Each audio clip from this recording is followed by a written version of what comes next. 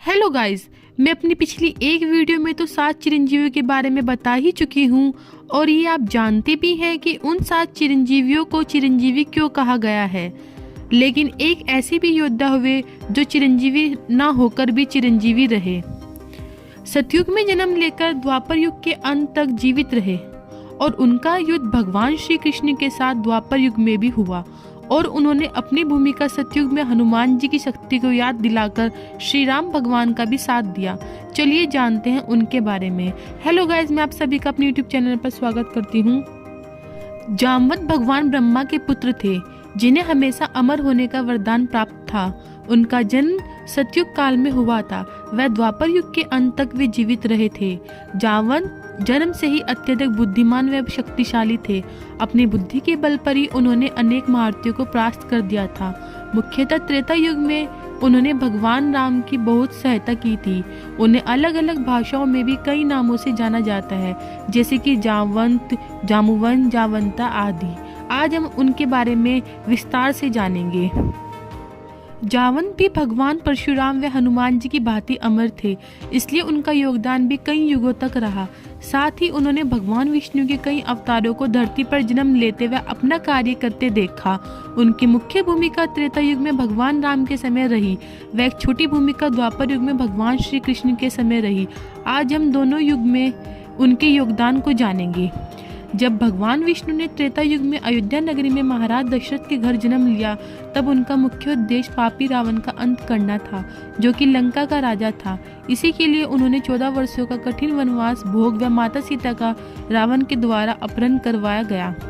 जब भगवान श्री राम माता सीता की खोज में वानर राज सुग्रीव से मिले, तो जामवंत की सुग्रीव के मंत्री के रूप में भगवान श्री राम से भेंट हुई। तब से उन्होंने भगवान राम की हर विपत्ति में अपनी बुद्धिमत्ता से सहायता की। जब वानर सैनिकों का एक दल दक्षिण दिशा में माता सीता की खोज में निकला, तब उसमें हनुमान जी, जामवंत, अंगद, नल व नीर थे। जब वे समुद्र किनारे पहुंचे, तब वहां से आगे जाना असंभव था। इस समय केवल हनुमान व जामवंत ही थे जो समुद्र पार करके उस ओर जा सकते थे। क्योंकि जामवंत जी अब बूढ़े हो चुके थे, इसलिए वे समुद्र को लांघने में असमर्थ थे। उन्होंने हनुमान जी को अपनी शक्तियां याद दिलाई, जिन्हें बचपन में एक श्राप के कारण भूल चुके थे।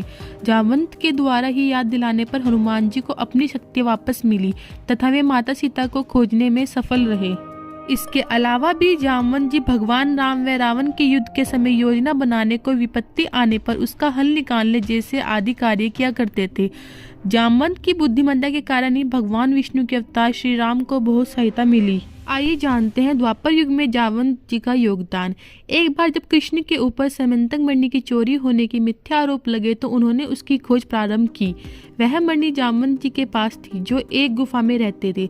जब भगवान श्री कृष्ण को इसके बारे में पता चला, तो उनको जामवंत से भीषण युद्ध हुआ। यह युद्ध कई दिनों तक चला, जिसमें अंत में जामवंत जी पराजित हुए।